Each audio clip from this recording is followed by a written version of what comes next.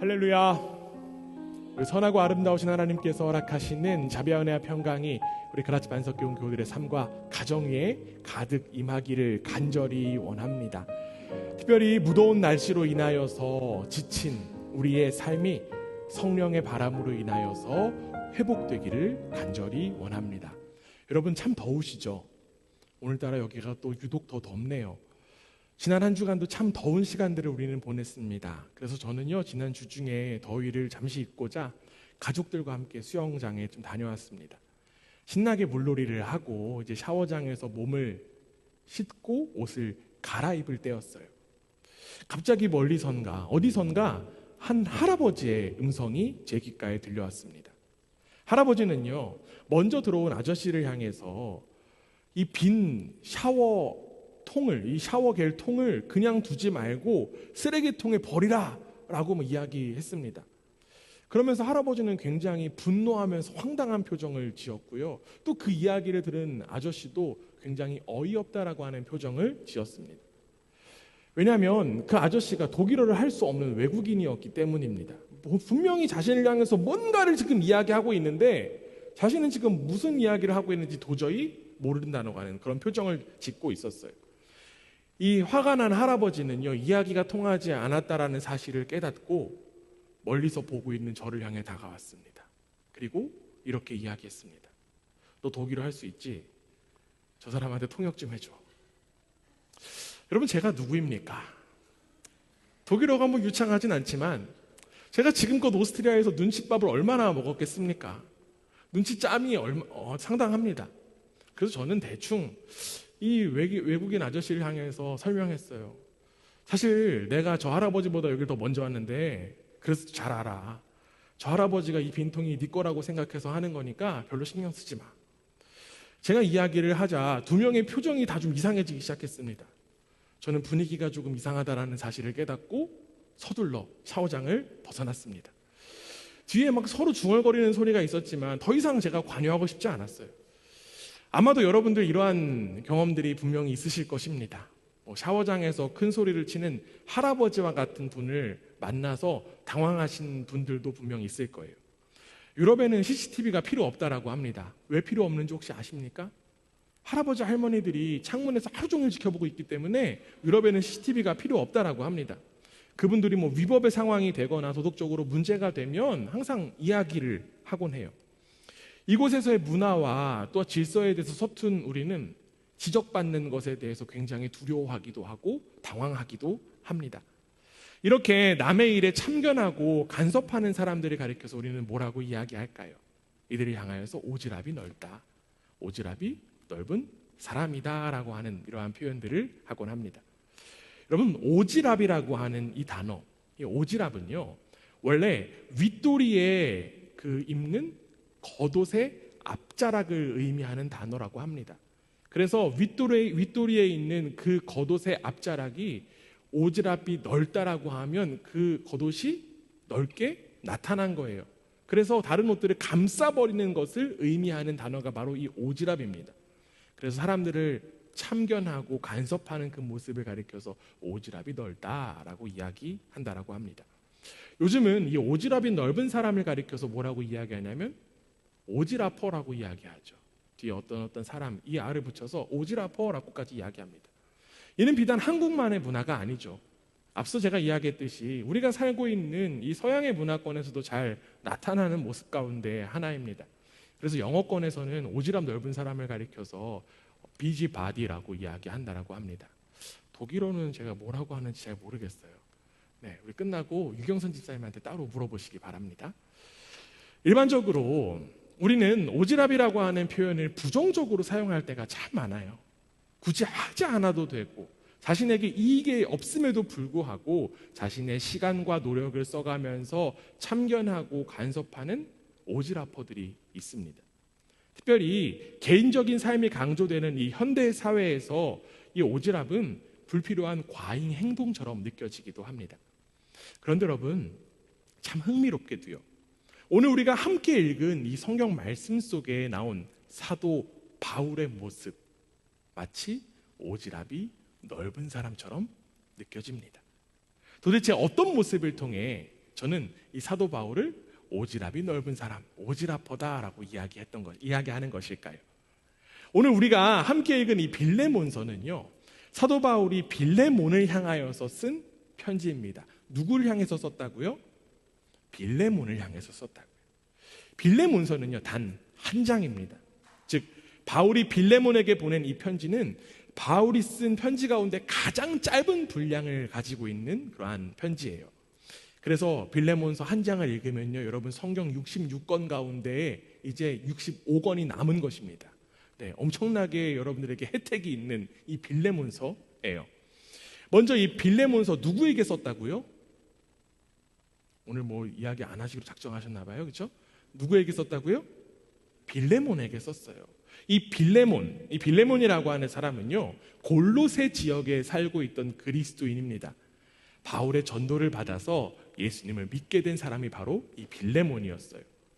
이 빌레몬은요, 그 지역, 이 골로새 지역의 사람들이 많이 모여서 예배드릴 수 있도록 자신의 집을 내어주었고요.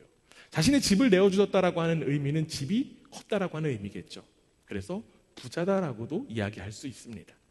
사도 바울은 이 부자 빌레몬에 관하여서 조심스럽게 이야기 하나를 꺼내고 있어요. 그 이야기는 바로 빌레몬의 종인 오네시모라고 하는 사람의 이야기입니다. 우리 함께 따라해 볼까요? 오네시모. 빌레몬서에서는 이 빌레몬의 종인 오네시모가 이 빌레몬을 떠난 이유와 과정에 대해서 명확하게 이야기하고 있지는 않습니다. 그러나 편지의 내용, 이 빌레몬서 1장 전체를 한번 훑어보면 오네시모가 빌레몬에게 엄청난 물질적인 손해를 입혔거나 또는 빌레몬의 물건을 훔쳐서 도망친 것으로 우리는 추측해보고 확인할 수 있어요. 이후 오네시모는 바울을 만나게 되었습니다. 그리고 바울을 만나서 이 오네시모도 그리스도인이 되었어요. 그리고 그뿐만이 아니라 이 오네시모는 사도 바울을 열심히 돕는 사람이 되었습니다. 이에 사도 바울은요, 오네시모를 진정 인정할 수밖에 없었습니다. 그래서 바울은 이 오네시모를 가리켜서 아들이다라고 하는 표현까지 사용합니다. 그런데 여러분, 바울은 이러한 오네시모에 대하여서 빌레몬에게 어떤 이야기를 건넸을까요? 오늘 우리가 함께 읽은 말씀, 빌레몬서 1장 17절 말씀 우리 다시 한번 읽어보겠습니다. 우리 함께 읽습니다. 시작.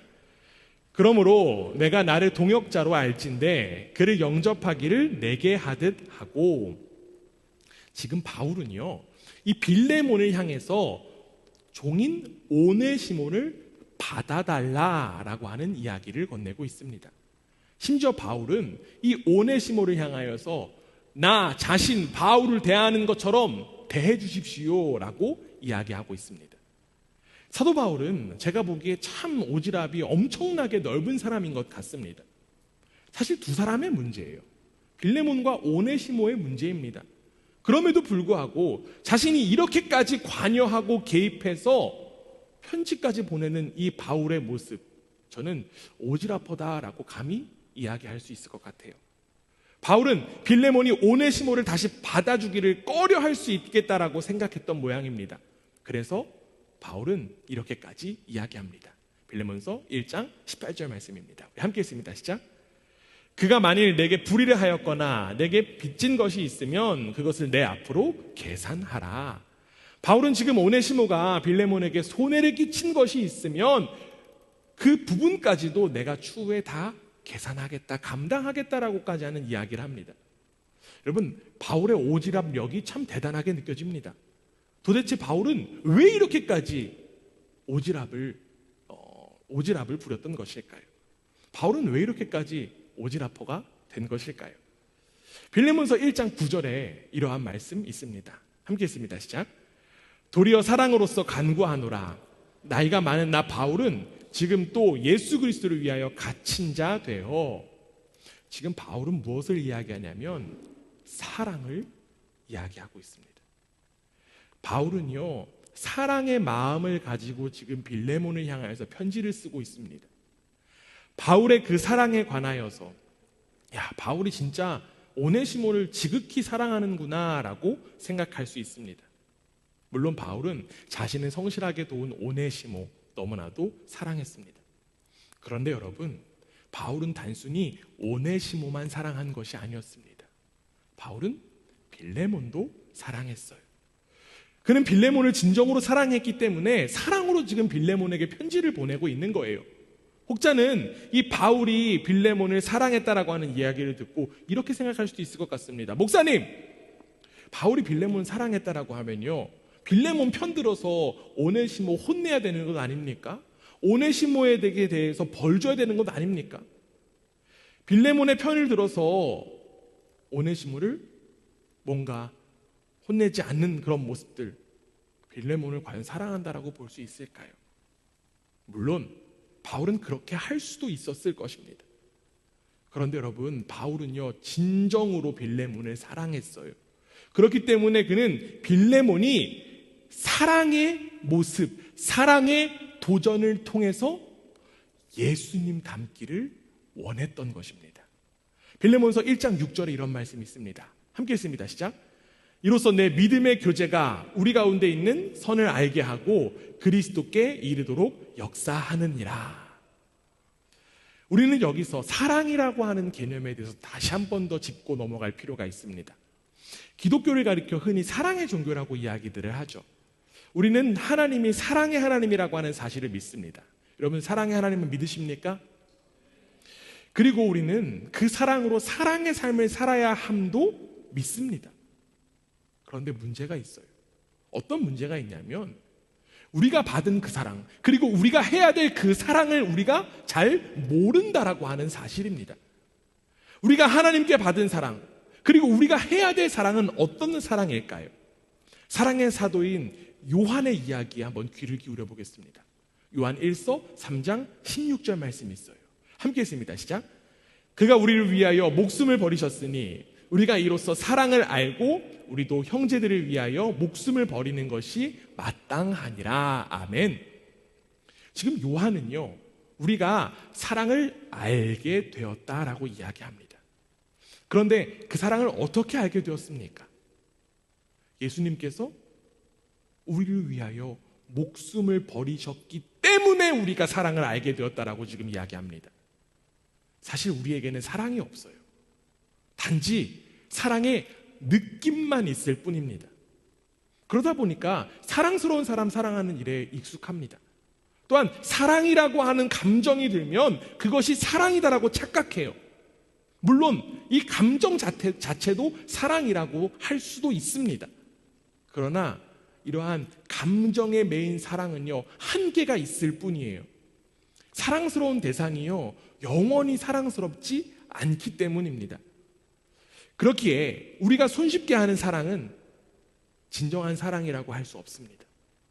그런데 지금 요한이 사랑에 대해서 뭐라고 이야기합니까? 우리를 위하여서 자신의 목숨을 내어주신 사랑이 바로 진정한 사랑이라는 이야기를 하고 있습니다. 즉, 다른 사람을 위해서 자신의 생명을 주는 사랑이 진정한 사랑이라고 하는 거예요. 사도 바울은요, 빌레몬이 지금 진정한 사랑의 삶을 살기로 원했습니다. 빌레몬이 아무리 선한 그리스도인이지만, 자신의 집을 내어줄 정도의 그러한 훌륭한 그리스도인이지만 오네시모를 향한 마음에는 사랑이 없을 수도 있습니다. 그렇기 때문에 바울은 이 빌레몬이 오네시모와의 관계를 풀어내는 것이 진정한 사랑의 길, 진정한 생명의 길, 즉 예수님 닮은 길이라고 여겼던 것입니다. 이 빌레몬에게 남겨져 있는 이 분노와 미움을 씻어내는 일이 빌레몬에게 너무나도 중요하다라고 하는 사실은 바울을 너무나도 잘 알았어요.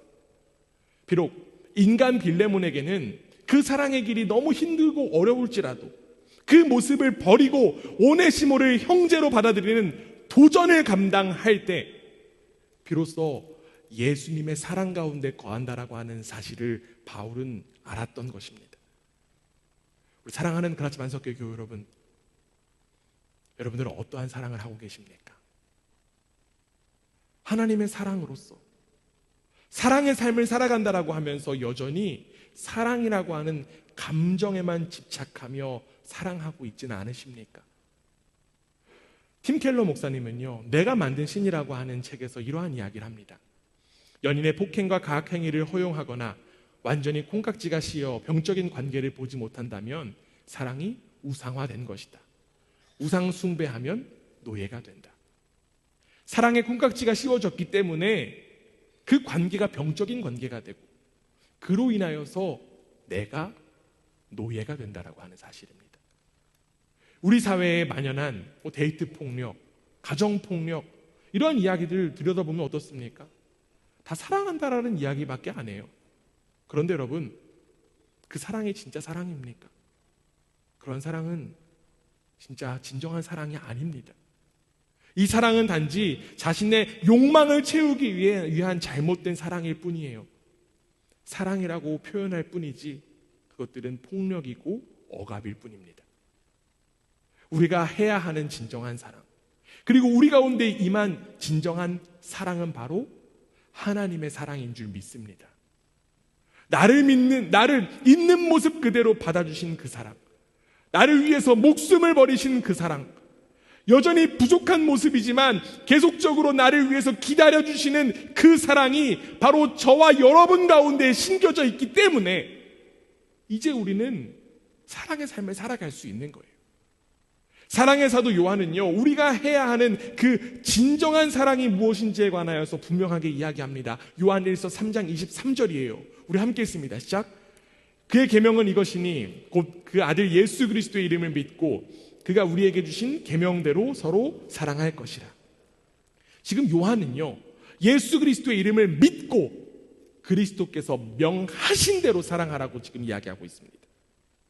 결국 우리 그리스도인의 사랑은 감정에서 나오는 사랑이 아니에요.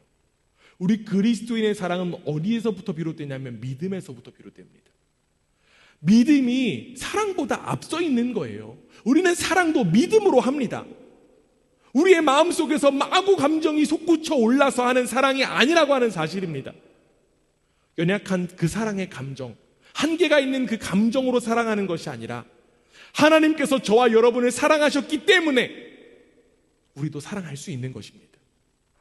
나를 향한 그 하나님의 사랑을 믿어서 사랑하는 사랑이 바로 우리가 해야 되는 사랑이라고 하는 사실입니다. 바울은 그 사실을 믿었기 때문에 사랑의 오지랖을 나타낼 수 있었던 거예요.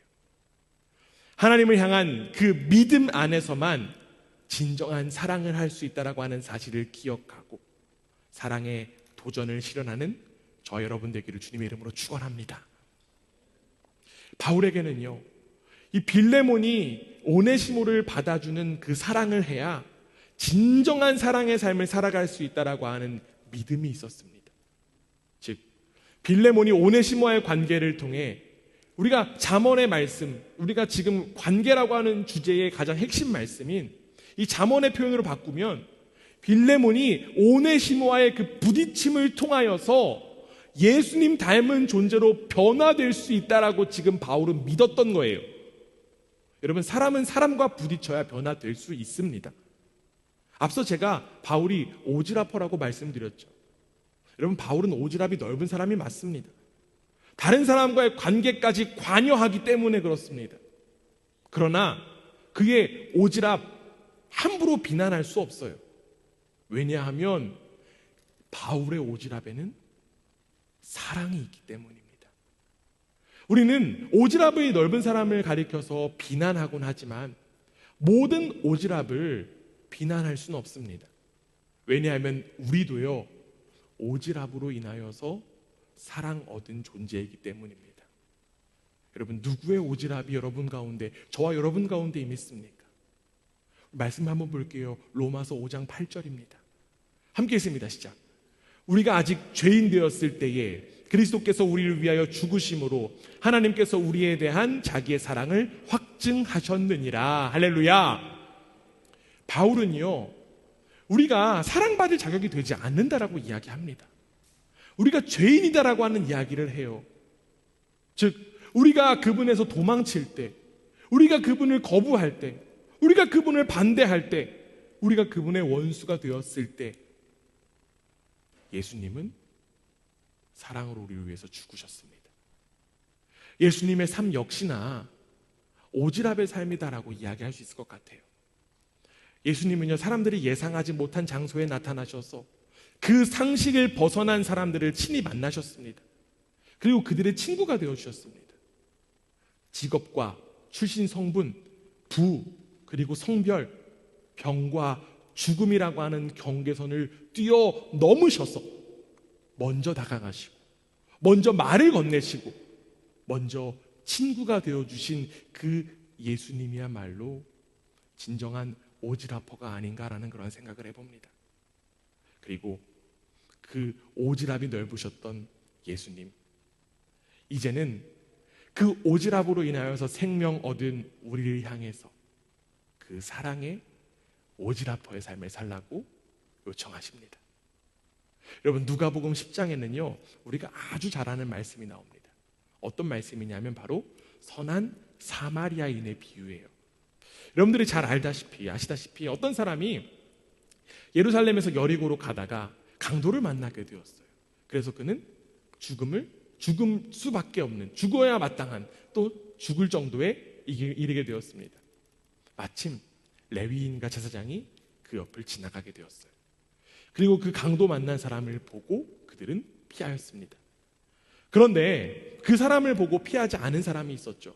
그 사람이 누구냐면 우리가 잘 알고 있듯이 선한 사마리아인입니다. 그는 강도 만난 사람을 불쌍히 여겨서 치료해주고 돌보아주고, 심지어는 자신의 그 동물에게 태워서 그를 주막에까지 이르게 합니다. 더 나아가 이 사마리아인은요, 주막을 떠나야 할 때 이 주막에다가 돈을 주면서 이 강도 만난 사람을 잘 돌봐줄 것을 요청하기까지 했어요. 우리가 잘 알고 있는 이 선한 사마리아인이야말로 진정한 오지랖퍼가 아닌가라는 그러한 또 생각해 봅니다. 그의 오지랖이 없었다라고 하면 이 누가복음의 10장 이야기는 성립하지 않았을 것입니다. 자신과 관계없는 사람을 그냥 지나치지 않고 그를 돌봐주었던 이야기 끝에 예수님께서는 이러한 말씀을 하십니다. 누가복음 10장 36절에 37절 말씀이에요. 함께 읽습니다. 시작. 내 생각에는 이 세 사람 중에 누가 강도 만난 자의 이웃이 되겠느냐? 이르되 자비를 베푼 자니이다. 예수께서 이르시되 가서 너도 이와 같이 하라 하시니라. 아멘. 예수님께서 마지막에 뭐라고 말씀하셨습니까? 가서 너도 이와 같이 하라. 이 예수님의 말씀이 우리 가운데 큰 울림이 되는 줄 믿습니다. 즉 우리도 사마리아인처럼, 그리고 예수님처럼 사랑의 오지랖의 삶을 살아야 된다고 하는 거예요. 이야기를 듣고 난 오늘부터 그래, 내가 오지랖 부리는 삶을 살겠어라고 생각하는 분들 아무도 없을 거라고 저는 생각합니다. 어쩌면 요즘 세상은요, 이제 오히려 이 오지랖 부리는 사람들이 참 없어지는 세상이 아닌가라는 생각을 해봐요. 뭐 길거리에 담배를 피고 있는 청소년들이 있으면 이제 어른들이 어떻게 합니까? 못 본 채 지나갑니다. 누군가가 괜히 난처한 상황에 처했다라고 하면 그 일이 나한테 해가 될까 봐 우리는 못 본 채 하고 지나갈 때가 많아요.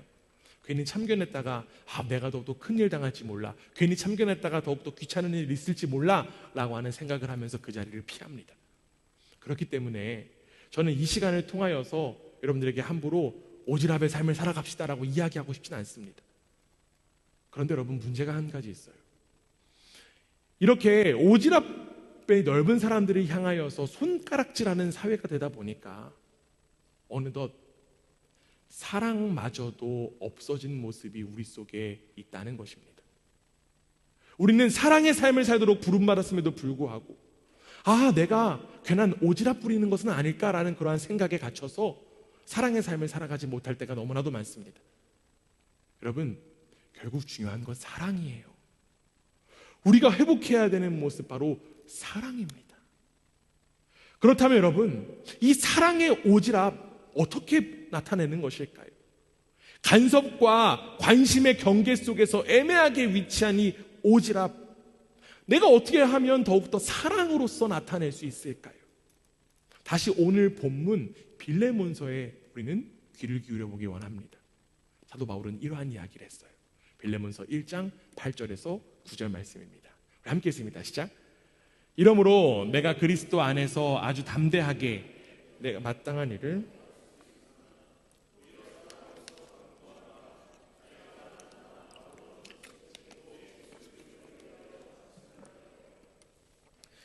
지금 사도 바울이 어디 있습니까? 어디 있을까요? 감옥에 있어요. 맞아요. 감옥에 있습니다. 지금 사도 바울이 감옥에 있습니다. 근데 감옥에 있는 처지임에도 불구하고 지금 사랑의 삶을 권면하는 이 사도 바울의 모습이 참 오지라퍼처럼 느껴져요. 그런데 여러분, 지금 사도 바울은 빌레몬을 향하여서 어떤 식으로 지금 이야기하고 있습니까? 이 바울의 어조가 어떨까요? 바울은요, 사랑으로서 간구하고 있습니다. 우리가 지금 방금 읽은 8절에 보면요, 사도 바울은 지금 빌레몬을 향하여서 자신이 담대하게 명령할 수도 있다라고 하는 사실을 밝힙니다. 바울은 그러한 권위가 있는 사람이었어요. 비록 자신이 지금은 감옥에 수감되어 있을지라도 그 당시 바울은요, 사도로서 엄청난 권위가 있는 사람이었습니다. 특별히 빌레몬은 이 바울로 인하여서 복음을 받은 사람이었어요. 그리고 바울이 세운 이 고를로새 교회의 지도자로서 헌신하는 사람이었습니다. 그렇기 때문에 바울은요, 자신의 권위를 드러내서 거침없이 명령할 수도 있는 그러한 자격을 갖춘 사람이었다라고 하는 사실입니다. 심지어 바울은 자신이 나이가 많다고까지도 이야기해요. 여러분, 지금 근데 바울이 어떤 식으로 이야기하고 있습니까? 그렇게 이야기하지 않고 있습니다.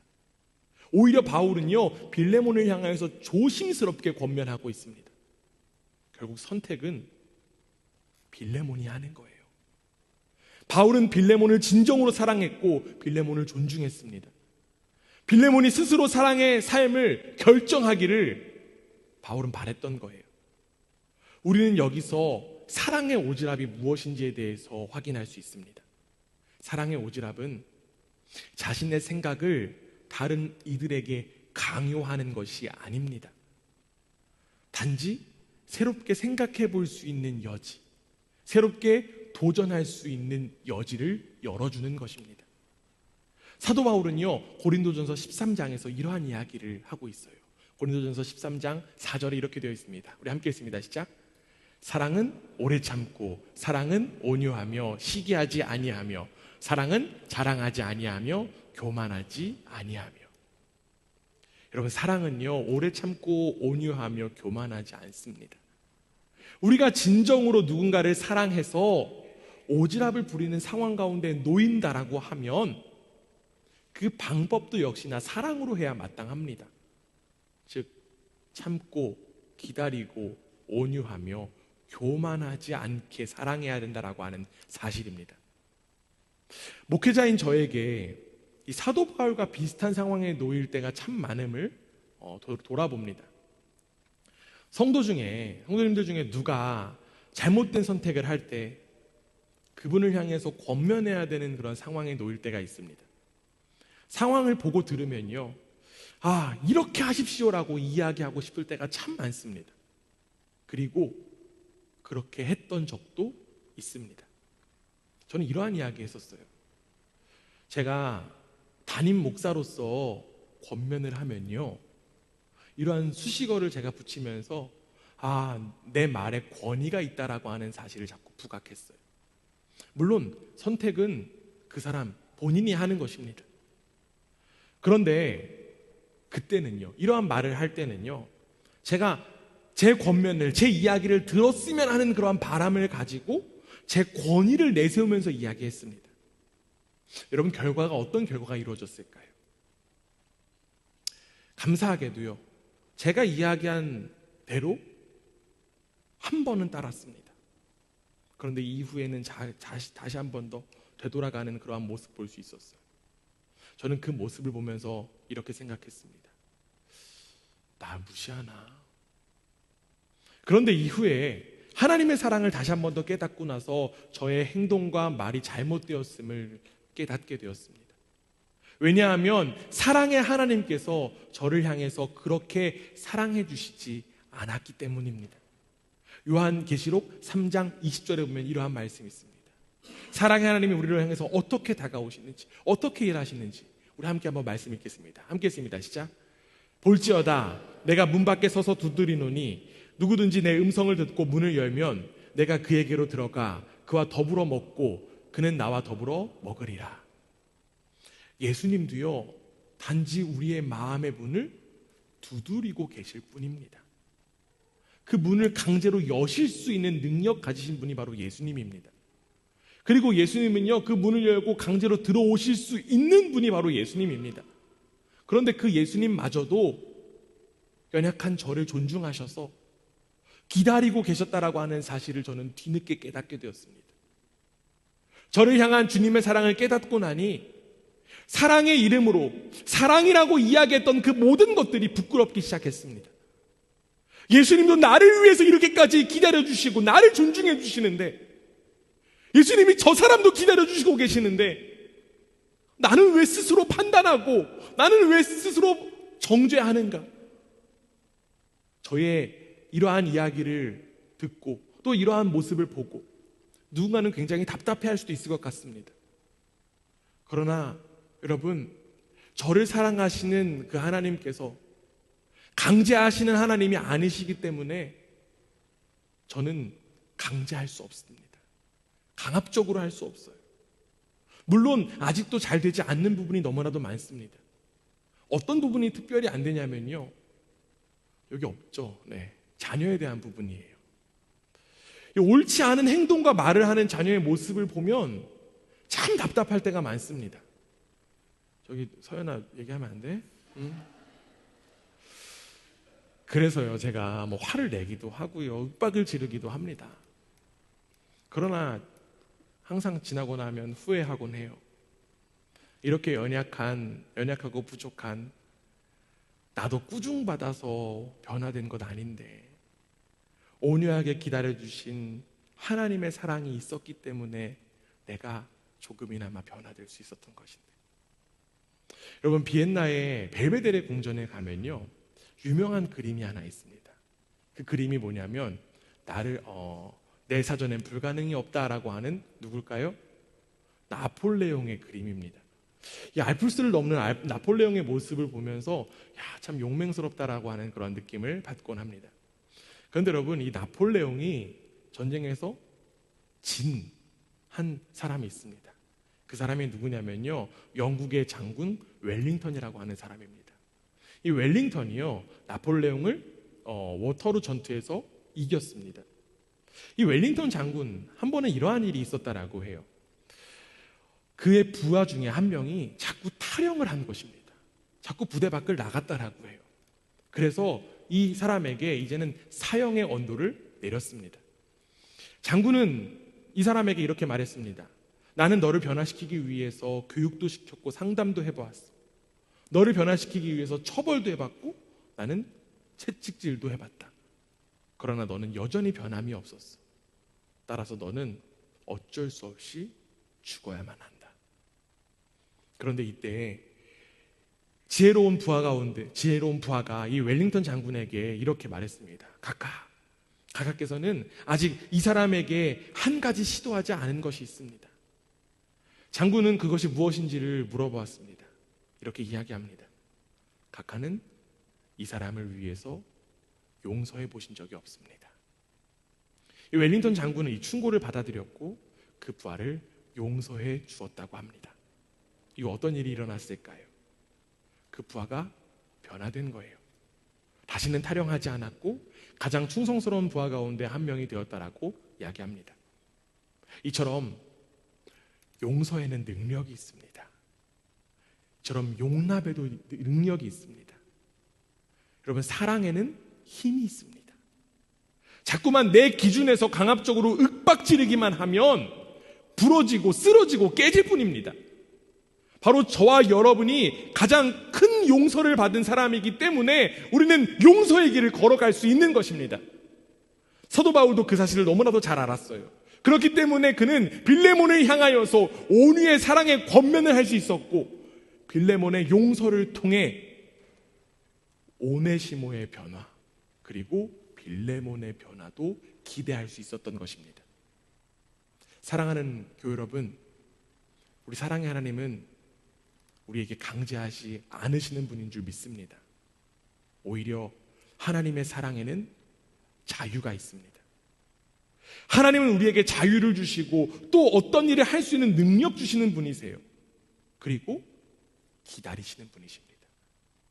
주님은 우리의 마음 문 밖에 서서 우리의 문을 두드리고 계실 뿐, 문을 부수고 들어오시지 않는 분이십니다. 이것이 바로 하나님의 사랑의 모습이다라고 하는 거예요. 하나님은 인간을 자신의 형상으로 만드시고 인간에게 하나님을 거역할 수 있는 자유까지 허락하셨습니다. 인간에게 허락하신 자유는 하나님의 모험입니다. 안타깝게도 인간은 그 모험에서 실패라고 하는 결과를 내었지만 하나님의 모험은 절대로 끝나지 않습니다. 그래서 예수 그리스도를 통해서 다시 한 번 더 모험의 길을 선택하신 거예요. 예수 그리스도라고 하는 그 생명을 가진 저와 여러분이 바로 하나님의 모험이라고 하는 사실입니다. 이제 하나님은 우리를 향해서 이렇게 말씀하십니다. 나와 함께 이 사랑의 모험을 떠나자. 우리 옆 사람을 향해서 이렇게 인사하기 원합니다. 함께 사랑의 모험을 떠납시다. 표정에 사랑이 전혀 느껴지지 않습니다. 다시 한 번 더 우리 사랑의 모험을 함께 떠납시다. 사도 바울은 그 사실을 마음에 새기고 이제 빌레몬을 향해 그리고 오네시모를 향해 사랑의 모험의 길을 떠났어요. 그 모험의 길 내가 혼자 걸어가는 거 절대 아닙니다. 그 모험의 길을 동행하시는 분이 계세요. 그분이 누구시냐면 바로 성령 하나님인 줄 믿습니다. 사도 바울은 에베소서 2장 22절에서 이렇게 이야기해요. 너희도 성령 안에서 하나님이 거하실 처소가 되기 위하여 그리스도 예수 안에서 함께 지어져 가느니라. 우리 속에 이미 임하신 성령님께서 우리가 하나님께서 거하실 처소가 될 수 있도록 우리를 변화시키신다라고 하는 사실입니다. 바울은 비록 빌레몬과 오네시모가 잘못된 선택을 할지라도 그들 속에 성령님의 그 존재를 믿었습니다. 그렇기 때문에 그는 강제와 강압의 방법을 사용하지 않고 오직 사랑의 권면만을 할 수 있었던 것입니다. 이제 사도 바울은 오네시몬을 빌레몬에게 보내요. 바울의 간곡한 당부의 편지가 있다라고 하지만 이 오네시모 입장에서 볼 때 그 만남은 피하고 싶은 현실이었을 것입니다. 그러나 바울은 이들을 사랑으로 인도하시는 성령의 능력을 믿었기 때문에 그 만남을 성사시킬 수 있었습니다. 여러분, 신앙의 언어는요, 그래서가 아니라 그럼에도 불구하고 라고 합니다.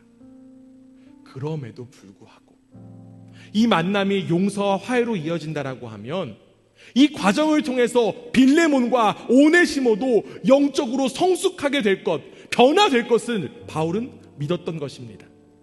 아마도 바울은 무책임하게 오네시모를 보내지 않았을 거예요.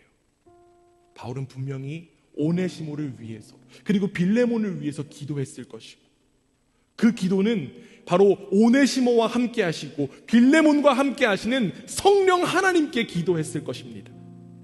자신의 마음속에 있는 이미 임하신 그 성령 하나님을 온전히 의지하면서 말입니다. 이처럼 성령의 임재와 인도를 믿는 이들의 기도는 달라요. 특별히 사람을 향해서 기도할 때 단지 기도의 제목을 아뢰는 것이 아니라 그 사람을 인도하시는 성령님을 의지하며 기도하시기를 부탁드립니다. 다른 사람을 위한 그 사랑의 기도가 우리 달라질 필요가 있어요. 우리가 사랑하는 만큼, 우리가 넓은 그 오지랖 만큼 우리는 그 사람과 함께 하시는 성령 하나님께서 그 사람의 마음을 변화시켜 달라고 우리는 더욱더 직접적으로 기도할 수 있습니다. 이처럼 성령님은 우리를 사랑의 삶으로 인도하십니다. 우리를 도우세요. 성령 하나님의 일하심을 믿고 기대하며 기다리는 저와 여러분을 통해 용서와 사랑의 역사가 나타나기를 간절히 원합니다. 무엇보다 그 사람과 용서를 통해 저 사람이 변화되는 것이 아니라 누가 변화된다고요? 누가 변화된다고요? 누가요? 다시 할까요? 설교 처음부터? 누가 변화된다고요?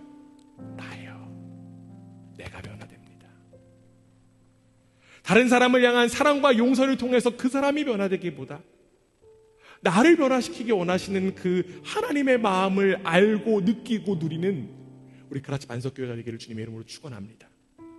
그 사랑의 길을 함께 걸어간 이들이 바로 우리 모두예요. 세상은 그 모습을 향하여서 비난하고 손가락질할지 모르겠지만 우리는 사랑의 삶을 걸어갈 수 있도록 부름받은 이들입니다. 사랑과 용서의 길을 함께 걸어갈 수 있는 이들이 있음을 기억하고 삶에서 사랑의 모험을 함께 걸어가는 우리 그라치 반석교회가 되기를 주님의 이름으로 축원합니다.